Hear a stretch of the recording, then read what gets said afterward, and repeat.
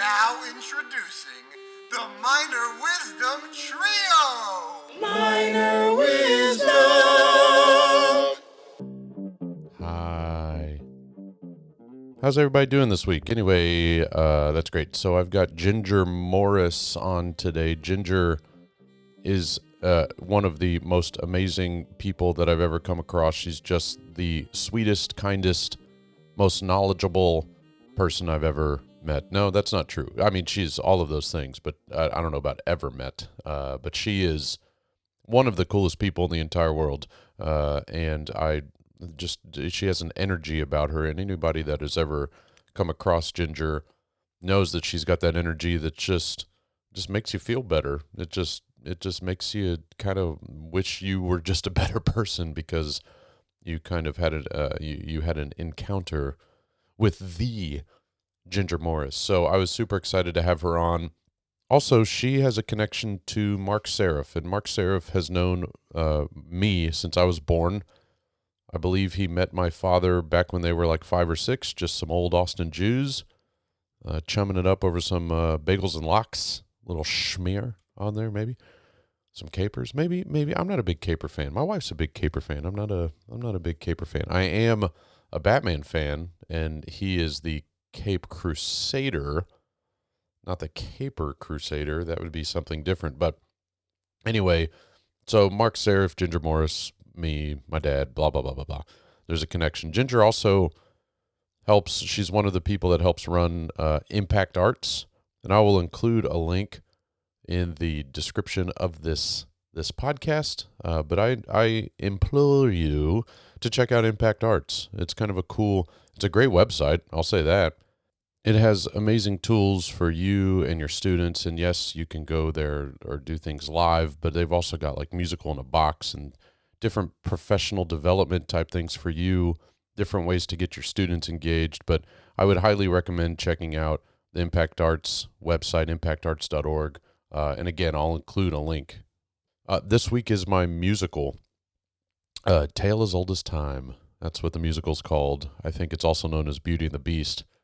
And it is a big musical. And we just had, as I record this, it's Saturday morning. And we had our 8 to 6 tech rehearsal yesterday. That's one of the beauties of where I work. We were able to take the school day, take these kids all out of school, be in the theater. It did not feel at all like a 10-hour rehearsal. It felt a lot shorter, and which I'm grateful for.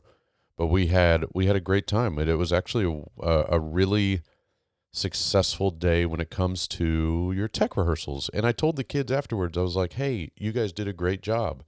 Now, if you want to see me angry, forget the roles you were assigned. Forget the scenery that you were assigned to move and the props that you were assigned to take from actors and things like that. That's when I start to get a little annoyed. But I have full faith that everybody's going to be fine, and it's going to be a great musical. It is November 11th through the 13th, so this week. Come check it out. I think it's pretty much sold out, all 4 shows, but why not try, you know? You can go to coopertickets.org, coopertickets.org.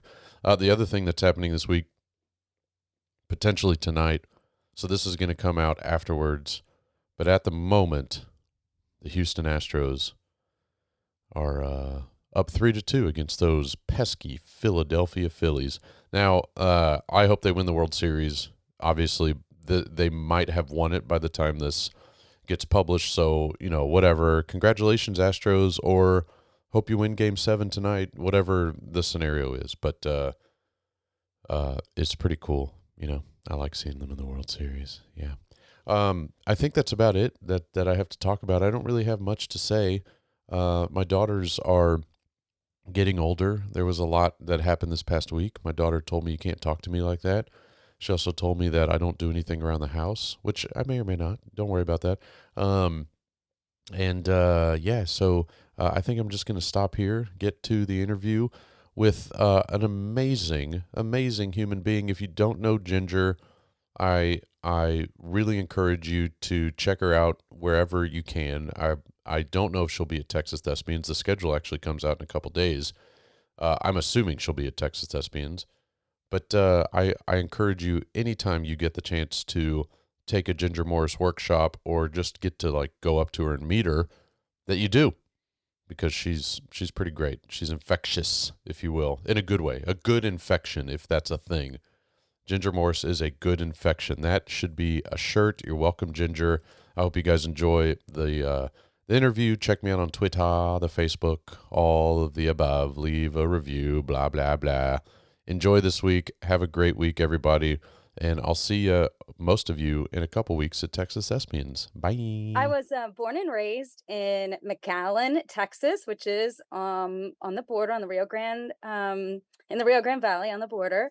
And my I guess my first experience with theater, my dad had a buddy who worked at the university and did a lot of RTF kind of stuff. And he did these community theater shows, and they were doing a show called it was a melodrama called No No No a Million Times No. And they asked if I wanted to be in it. I was 6.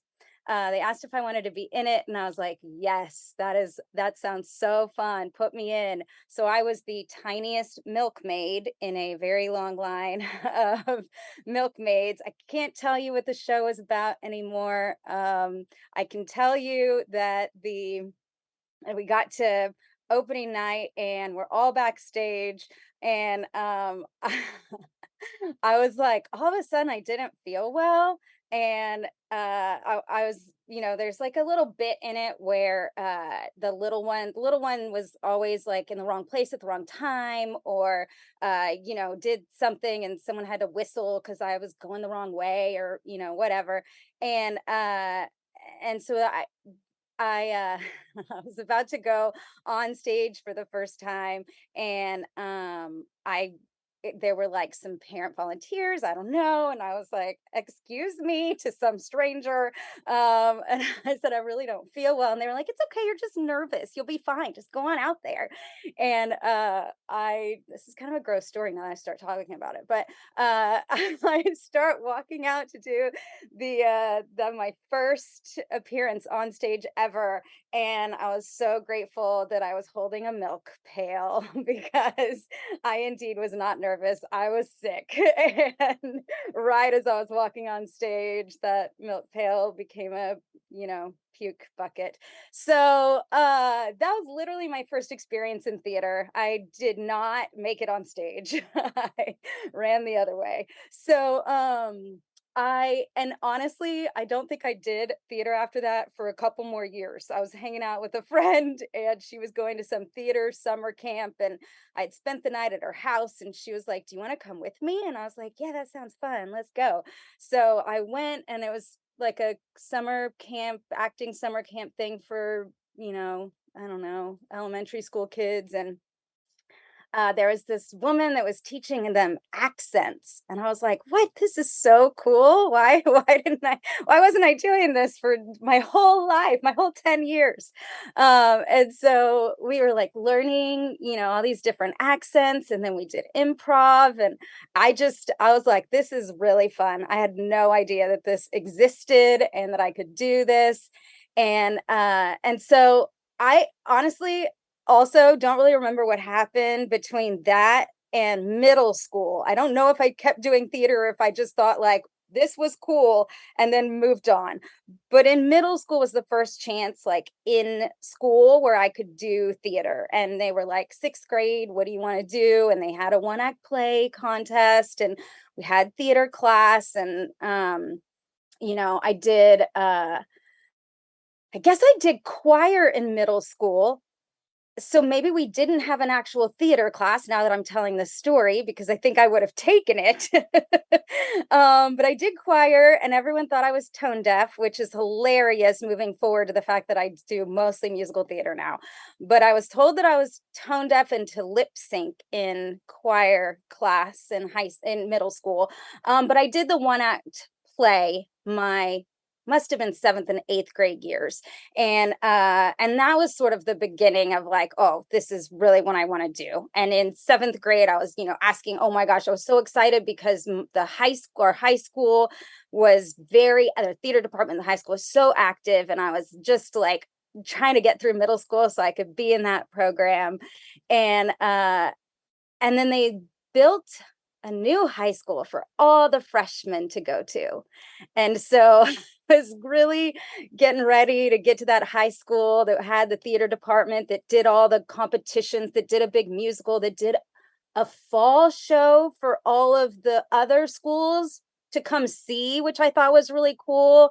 And then I ended up going to the freshman school my freshman year and had a new theater teacher, and she's awesome. I actually just ran into her at TXETA, and I haven't seen her, I don't think, since then. But she was our freshman year theater teacher, and she knew that a lot of us were disappointed that we didn't get to go be at the high school, and that we thought was the coolest thing ever. And so there were opportunities for us to get to work with students from the high school and with the directors from the high school. And it ended up being like a nice sort of, stepping stone before going to the big, important high school theater department. And so then I, got into high school theater. I got into, speech competition. I don't have any idea how I fell into that, except that I think I saw some older students doing it and it looked really fun, and they got to go to tournaments and miss school on Fridays a lot. And I thought yes to that. So I did I was gone a lot for speech competitions. Also, when you live in the Valley, like it took 4 hours just to drive to San Antonio, and that was like the closest thing to like big city. And so it was super exciting to go do these speech competitions in like Corpus and San Antonio and these really big cities. So I got, getting to travel was very exciting. And then also in high school there was a community theater in Weslaco, which was like 20 miles away. And so in the summers, most of my friends would go do theater at this community theater. And a lot of the same students from high school and a lot of the teachers from high school worked at the community theater. So we all, we were like, yes, let's just keep doing this thing we love some more. And so I did that every summer. And there was something about community theater that I think struck me when I got older. The idea that everybody cares so much. I don't know a different way to say it, but everybody was like, coming in to paint the set and coming in to, sew the costumes and do whatever needed to be done. And it was a very small, intimate theater, which was really fun to work in. And so I was doing like, my high school had like a 1,200 seat auditorium that was just like painfully huge. And then the community theater I did shows in was like an old water tower reservoir that seated had 90 seats in it. And so it was nice to have, I think, those different experiences when I was younger and see how different theater could be. And I knew I wanted to major in theater. I really didn't know what I wanted to do. I think if I could go back and ask my former version of myself what I thought was going to happen, I would have told you that I was going to be in a sitcom, maybe a sitcom called Ginger, because that's how cool I thought I was. I don't know. But I had only watched sitcoms. I only did theater. I didn't do film. I didn't know what any of that other stuff was, but that's what I was consuming mostly, I guess. So I was like, yeah, I want to do that. That's not the journey I took. I definitely, I was a little scared to go to college, to be honest. I did I did the auditions at what was TETA back then. I did all the talking to the different colleges. At the time I wanted to perform, so I was going to talk to different universities, and I honestly ended up going to UT because my family all went to UT and I was like, sure, UT, Austin, that's still close to home, but feels like it's going somewhere. And I just wasn't ready to leave the state. And so I didn't. And I ended up in Austin in 1994, and I am still in Austin. So I went to UT. I had a teacher actually in high school tell me that I was going to be just lost at UT. It was going to be too big and I was never going to find my way. And I am going to admit it is significantly large. And I don't know that I necessarily found my way, but I found a way. So I um I was going to UT in the mid 90s when a lot of the theater was like performance art, which is not really my jam. I really like linear storytelling. And so when we were doing a lot of things that were really experimental, which I think I might appreciate more now than I did then, but at the time it was like so nothing I was familiar with that it was like I didn't even know how to like get in there. And so I was excited that I was being exposed to it, but I wasn't like driven by it. And there were these guys that had just moved to town and they were starting a professional musical theater company. And they had a sign up in the hallway at UT. They were doing a music audition. Wow. They were doing an 8-week workshop. It was for auditioning for musical theater. And I was like, maybe I would like to do that. So I called home and asked if I could borrow $200 so I could go take this workshop once a week on Mondays. And I went for a couple weeks and I can just take you back to that time when I was in middle school and people told me that I was tone deaf.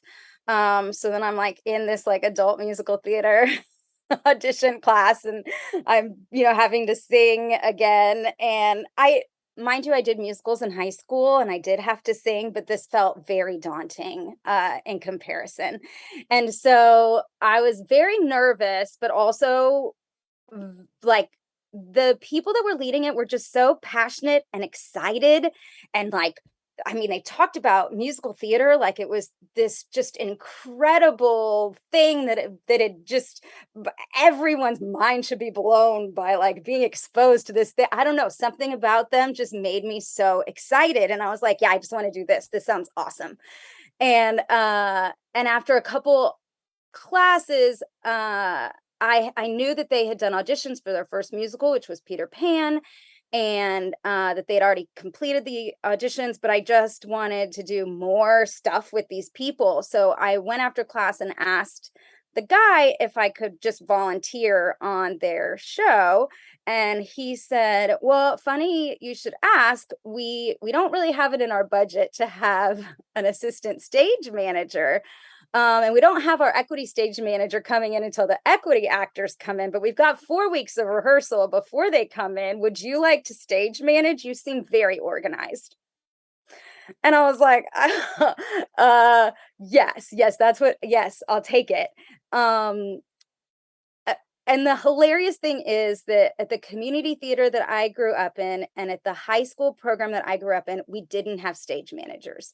So I know that many programs do now, and it's awesome, but ours definitely didn't. Like stage manager was kind of assistant to the director, did not really do what a stage manager would do in theater.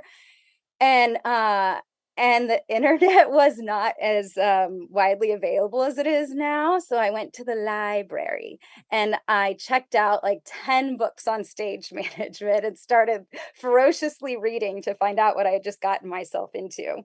Um, and it turns out that I loved learning on the job. It was scary. It was very scary. There were, the I was 19 and the first day of rehearsal, there were 40 people in the show and I was the only stage manager in the room. So I'm, I'm calling out names to see who's there. I'm trying to take blocking and prop notes and with very little information. So I made up so many things that stage managers have been doing simply for years and have figured out. And I'm there with like colored pencils, charting everything that's happening on stage and trying to figure out how to do this thing called stage management. Um, and I loved it. I loved it so much. It was really exciting. I learned so much about the process of putting together a musical that I would not otherwise have been exposed to, I think.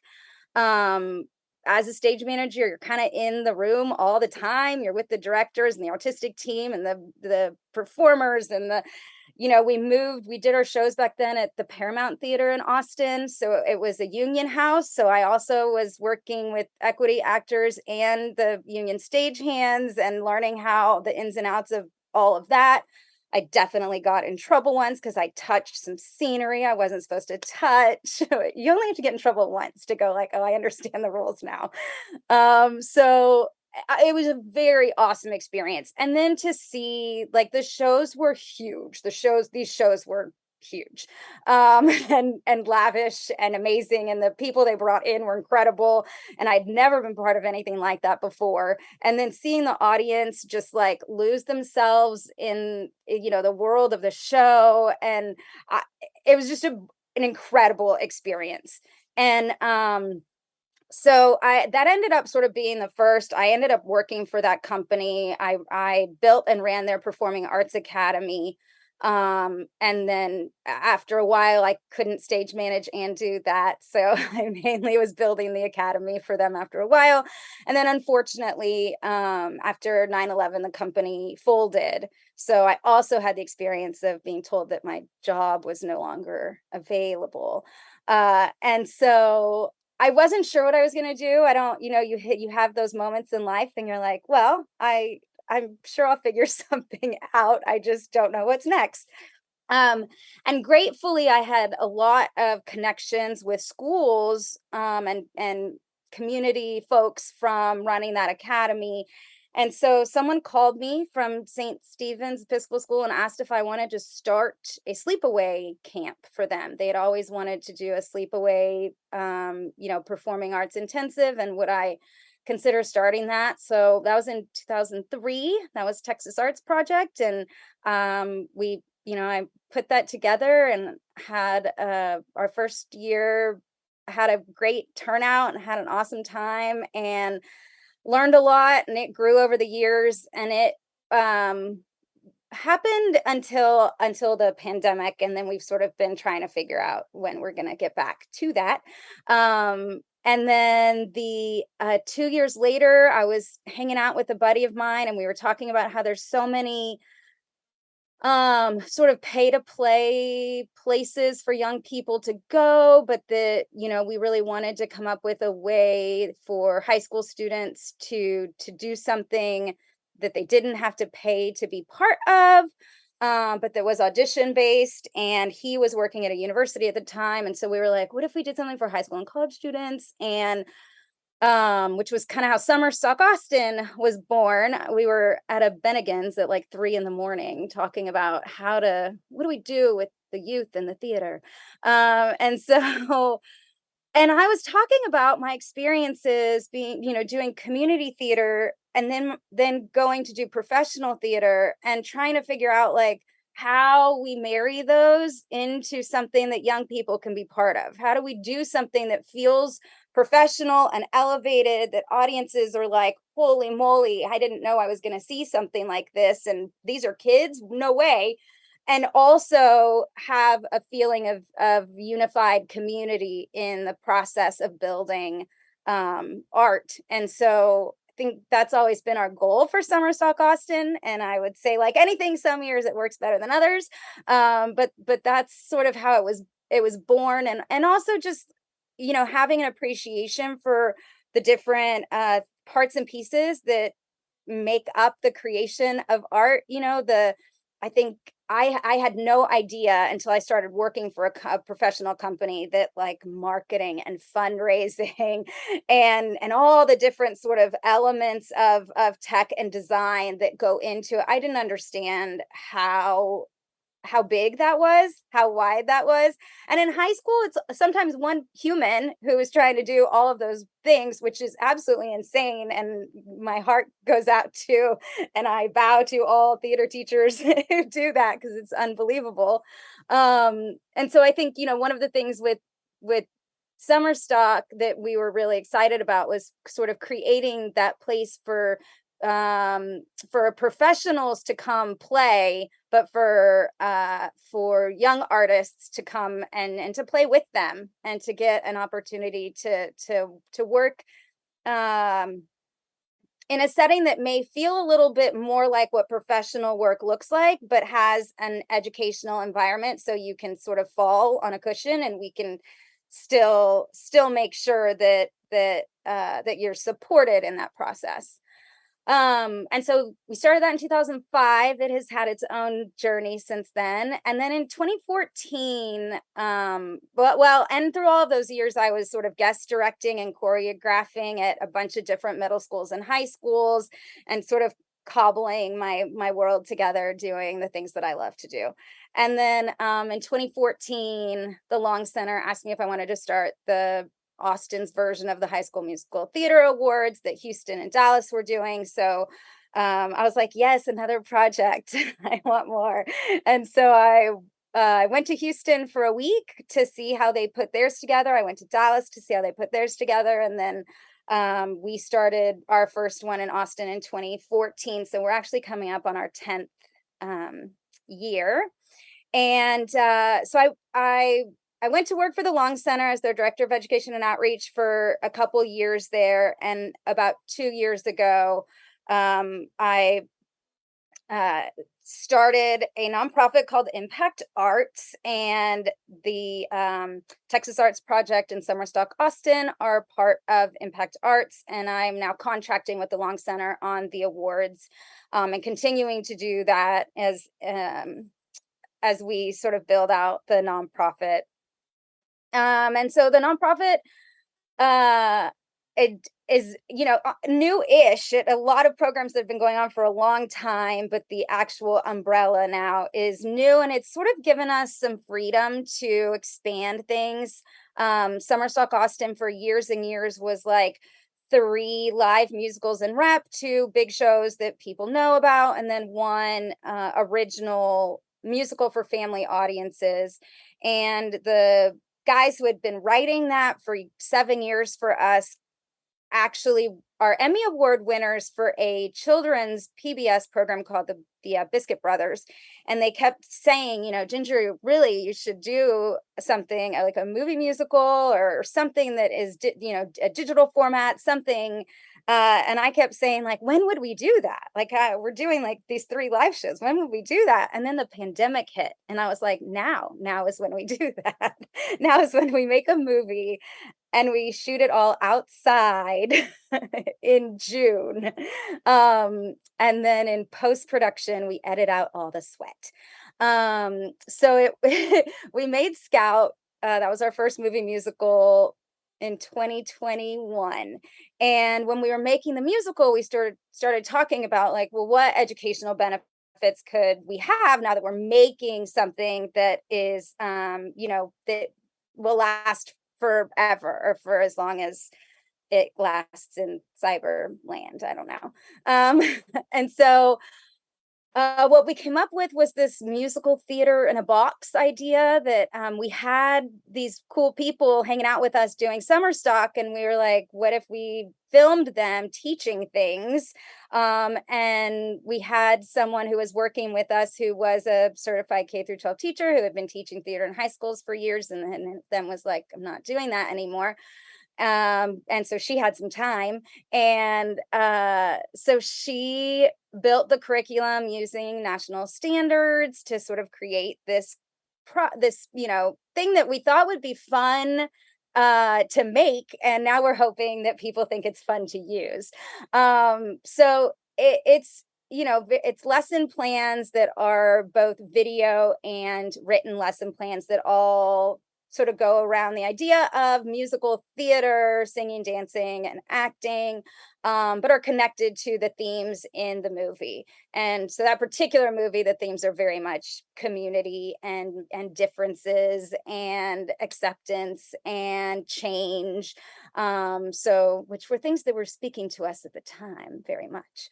And so then this year we made a movie called How to Musical Theater, which is really not a how-to guide. That is just the title. It's loosely a how-to guide, and we're in production for the second musical theater in a box that will tie to that movie right now.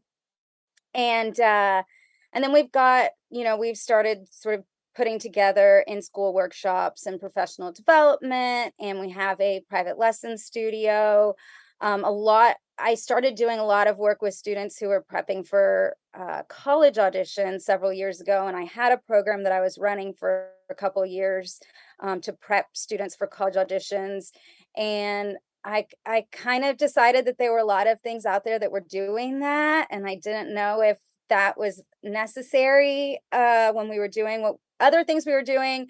But we, as part of our private lesson studio, we are offering that as an opportunity. And if a bunch of people came to me and said, we really want you to do this, I would do it again. But it just seemed like there was a lot out there, and we can cover a lot of that in workshops and master classes, and just prepping, songs and monologues and dances as needed.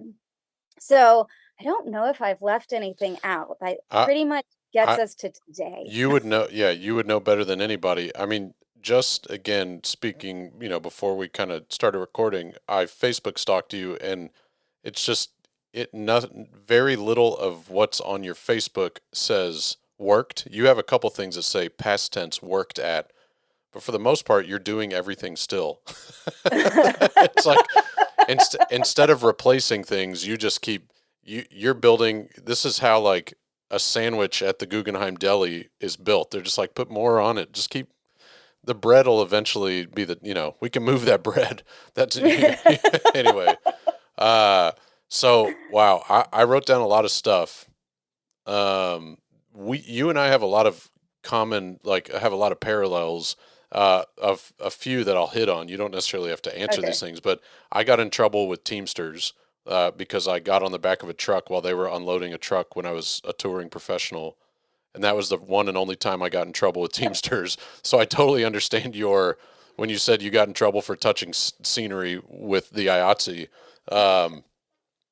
Teamsters Yeah, are worse, I would say. I'm sure. Yeah, yeah. When your job is to load and unload a truck, and that's what you get paid for, don't you dare take any part of their job away from them. But anyway, so when you said that, I was like, oh yeah. Yeah, then I was serious. I was not in a little trouble. I was No, like, this, yeah, yeah, yeah, it was very you can serious. get like financially, like it can hurt you in the pocketbook. Yeah. Yeah. And then so I knew that you had a hand in the Heller Awards now, right? They're right. They Uh, are the Heller Awards. yeah, Mhm. and used to be, was it Gatsma or Yeah, that was very good. yeah. It was whatever an acronym you wanted Yeah, it to was like say. it's the Yeah. Greater Austin. Yeah, Austin yeah, High School Musical Theater Awards. So yeah, we're glad that we've shortened it. yeah. The Heller is much easier. Yeah. I went to HSPVA, and so people are like, Huspava? What is Huspava? And I'm like, that's not at all anything. We don't say that. But so that with the Hellers, you guys started those, you said in 2014. So Yeah. the parallel is, so there's the Patty Granville Awards that are in Garland ISD, which is East Dallas. And I taught in Garland my first year, and I loved that award show. And I've said many times on my podcast how I feel about the Tommy Tune Awards, so I'm not going to go into that. But I wanted to take an awards style show and bring it to Fort Bend ISD when I was there, because we had 11 high schools that I was like, we could with 11 schools, that's plenty of content. I get it why 2 or 3 schools from a district go off and do the Tommy Tunes and do Dallas Summer and do Hellers and all that kind of stuff. But we started the Babers in 2014. So, but that was kind of like, it was 90% me and 10% other people, but it's student judged. It's all, we send students to the Oh, shows, and they judge them, and so that comes with its own complications and many, many different complications. The basic of just that's transportation, cool yeah, though. yeah, it's really fun. They still do it. I'm glad they still do it because it's one of the few things that when I left Fort Bend, I was like, I really hope this doesn't go away. And to the credit of Travis Springfield and others that are with him, they've kept it going, and so I'm proud of that. But Oh, all that's right, awesome. enough about me. This is about, it says your name on the marquee right now. So, you kind of, one of the things you glossed over was choreography, that you had gone into, or that there's a time, and you still sort of do this, go into high I schools. And when did you learn? Like, have you always been a dancer? Um, yeah, kind of. Okay, Yeah, I didn't talk about this. My mom was actually a ballerina. That was her deal. there you go. And she stopped dancing in her early 20s when she had children. And so she tried to get me to do ballet when I was little, and I was like, "Oh, this is very boring. I do not enjoy this."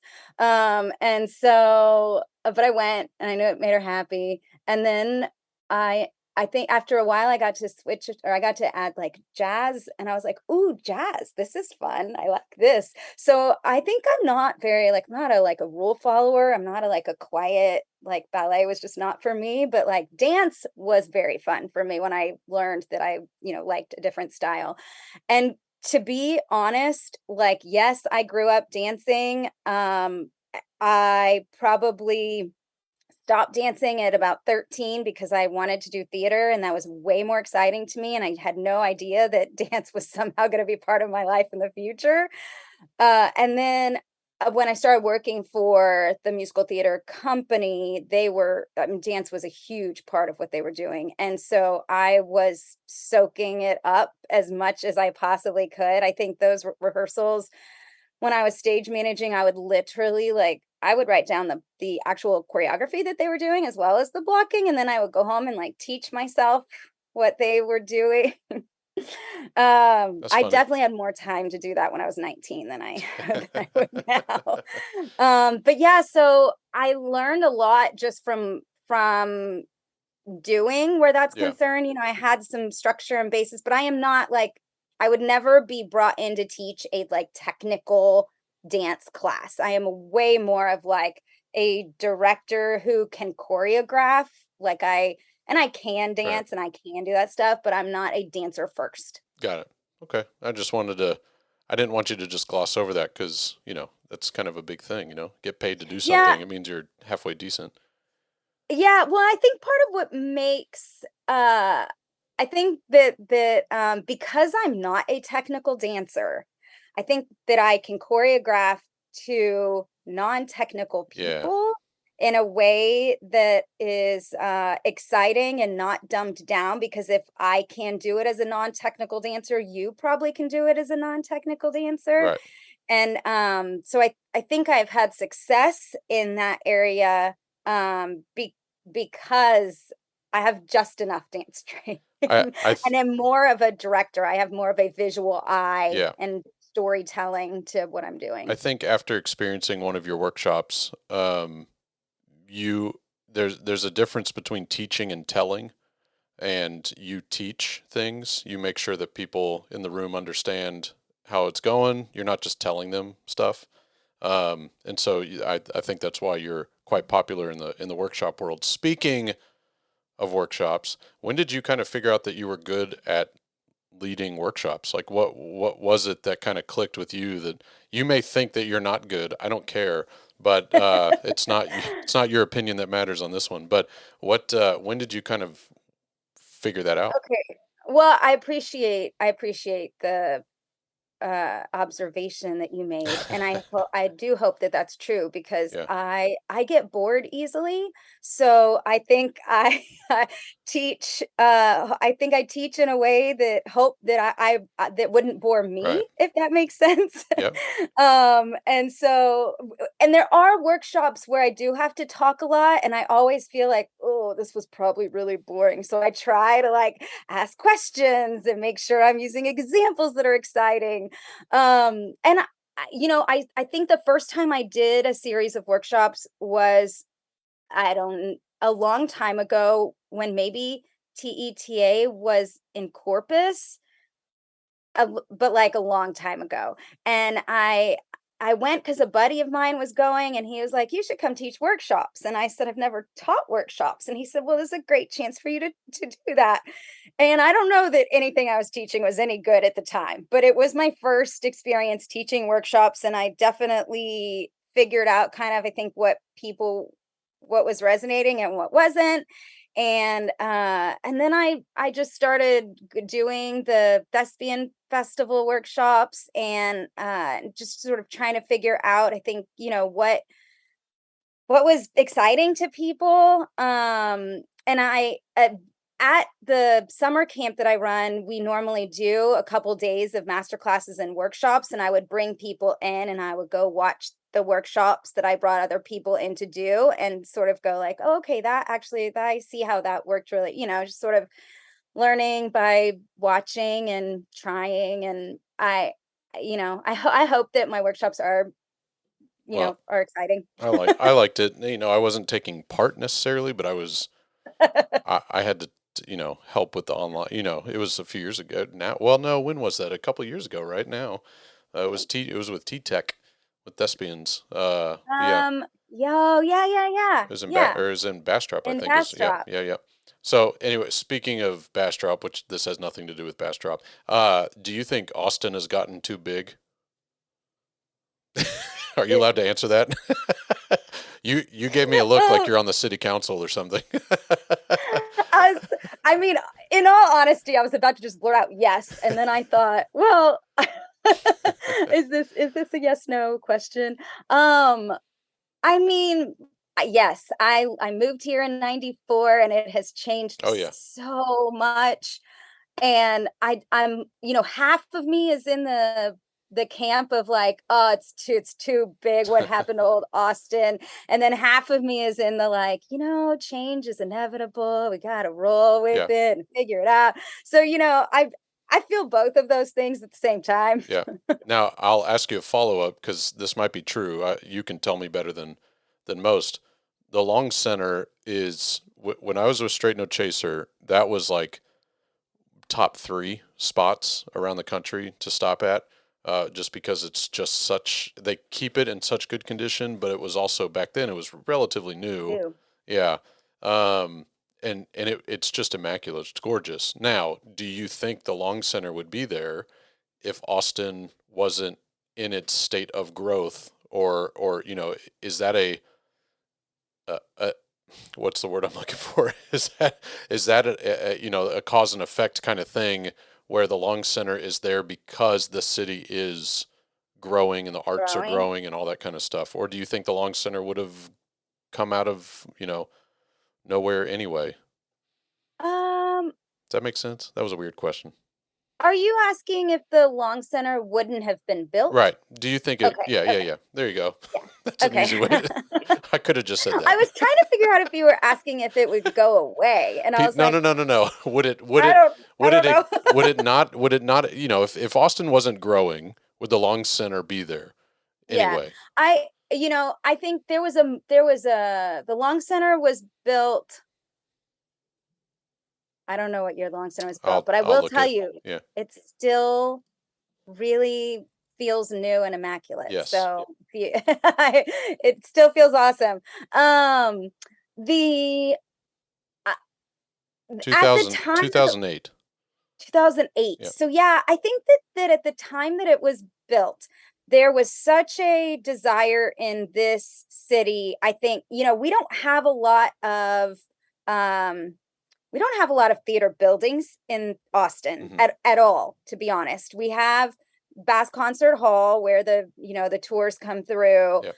and we've got now the Long Center, which is the home for the ballet, the opera, and the symphony. And the thing is that prior to that, the ballet and the opera and the symphony, didn't really have a place. And I think the Long Center needed to happen to support the stability of those three entities. And I think as Austin grows, I do think that those the ballet and the opera and the symphony will always, well, I can't say will always, who knows? I Yeah. read plenty of articles about places closing down all over the country, Yeah. but they still have a lot of support for those art forms. And so I do think that the Long Center, if those art forms were going to continue to be here, they needed a home, I got you. if Yeah, that makes sense. Where did they perform before? Was it Bass? I figure you were going to ask that. I was thinking about that as I was Yeah. talking. I think some at Bass, but also we had the Coliseum, the Okay. city Coliseum, and there were performances there Okay. at the time. So I think probably, but it wasn't. I mean, it was a big. I mean, it was not ugly. I don't know. Well, they weren't. They were. It was dated, and it wasn't. I'd been there before because Yeah. my grandparents lived in Austin. That's where they migrated to. But so yeah, I'd been there. It was dated. We'll say that. Yeah. Yes. That's a nice way of saying it. Yes. And so, yeah, I mean, there just wasn't a lot. I think about Houston and Dallas and the number of and even San Antonio, they all three of those cities have more theaters than we do here, which is a problem. Yeah, it is a problem. And what's crazy about the Long Center for people that have never been is it's on a patch of land that you would think would have been taken by then because of the location. Yes. But it wasn't. I mean, there and may have it been. is by far the most beautiful view. It's amazing. Of the city. Yeah. I mean, it's stunning. It's awesome. And when we do the Heller Awards and the red carpet stuff out on that is beautiful. Yeah, that's really cool. So yeah, if people are listening that have never been to the Long Center, go. So when you were told you were tone deaf, kind of switching up gears here. Yep. Where you kind of touched on this a little bit about when you auditioned at UT and this and that, but and saying that you did musical theater in high school. At what point did you just say, "Eff it"? Like, I'm just going to keep going with what I want to do, even though somebody years ago said you're tone deaf. I mean, that's a very, you as well, but educators we have students all the time that tell stories about so-and-so told me I can't do something. And then we as good-hearted educators have to come in and say, no, you can. You can. When did that change for you?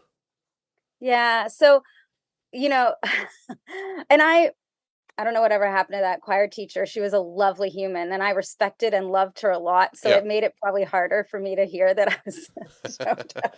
But even my family was pretty musical. My whole family is pretty musical. My grandfather even told me maybe dancing, not singing. It was a very serious, she's probably not gonna be a singer.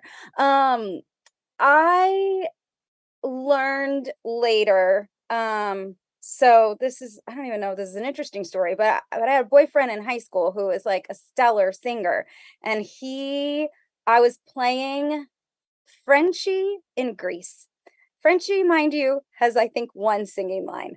So I was, obviously cast appropriately at the time, and he would go home after he'd meet me after school or whatever, and he would plunk it on the piano until I could match the pitch, and he would keep going, and I learned the next year I played Catherine and Pippin, and he was my Pippin, and so there was a lot more piano plunking that had to happen for me to learn that role, but I think I didn't really understand that there was right and wrong in singing, that there were notes I was supposed to match. I was just sort of free flowing. I was just going for it and whatever I was feeling in my soul, and accuracy was not even a consideration. And then when I learned that there was accuracy to it, I was like, oh, well, if I had really understood that when I was younger, I think I would have even now been a stronger singer than I am, and so I just kept going okay, well, if I can work on that, then I can, take the next step to whatever. I always had a very loud voice. That was never a problem. It was just doubly painful when I was not singing accurately.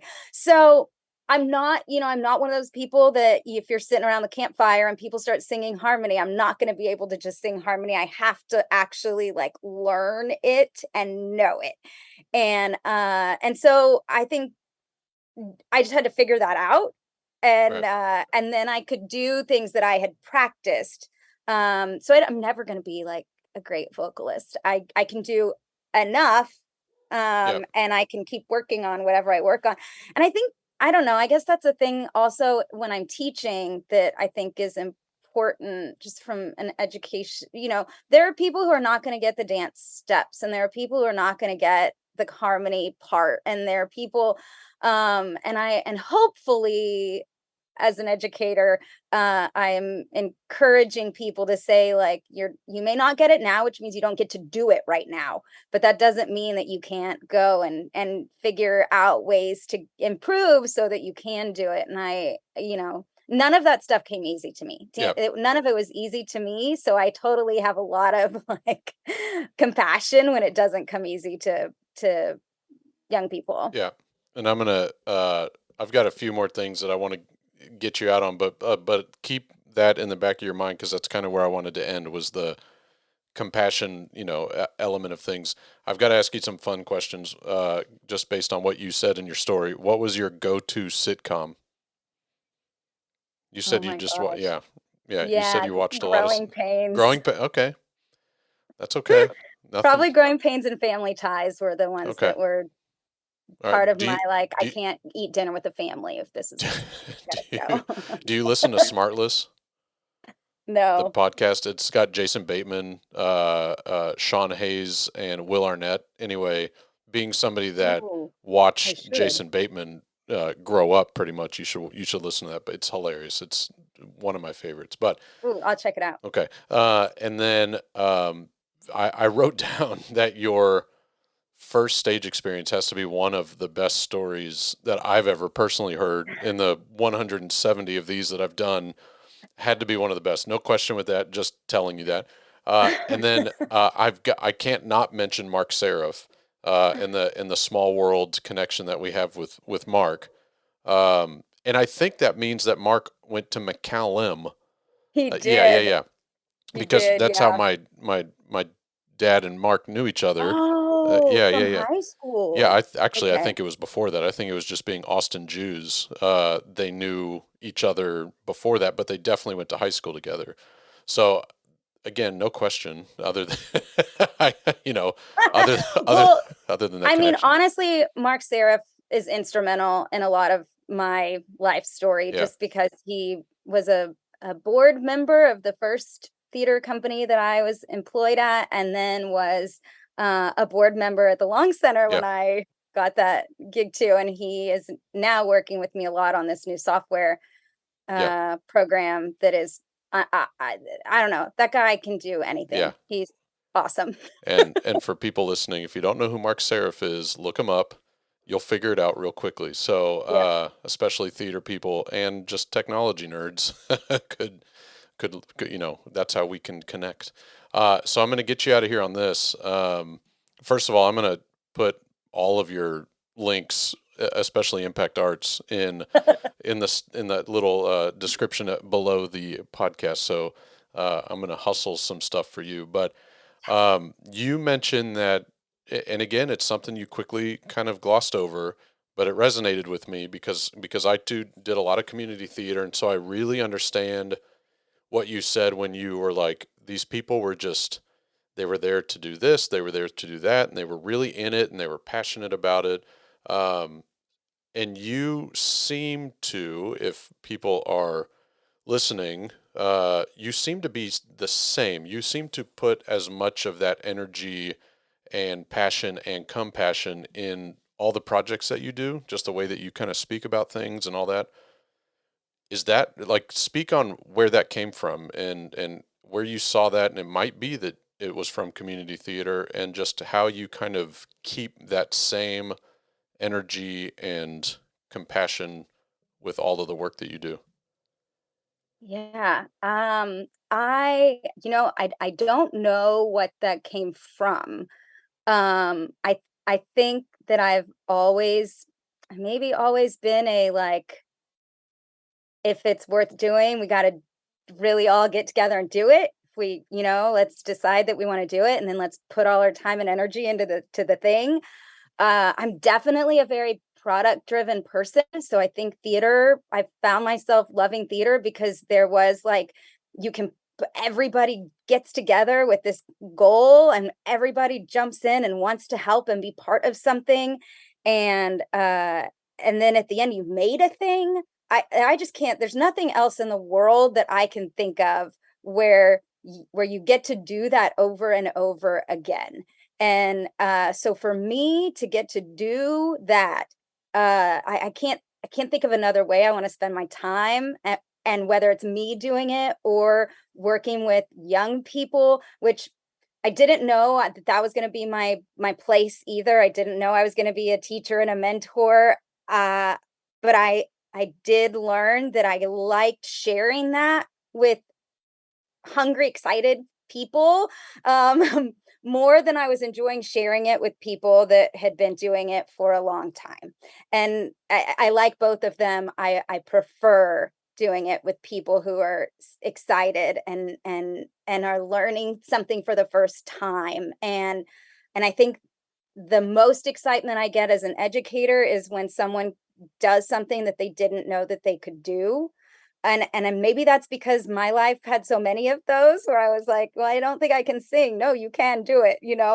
I'm not really oh yeah, you're a dancer, and I think so many of those moments. And then, working on a professional production when I was in a college and getting to be part of that. I think I love I love sharing experiences with young people where they go like, "Oh my gosh, I didn't know. I didn't know I could do this. I didn't know I could be part of this. I didn't know that I could share this with my friends and that we could come together in this way." And so all of those things I think are just the things that I'm most passionate about, that I love, and that like if I can't complain if this is what I get to do, it's awesome.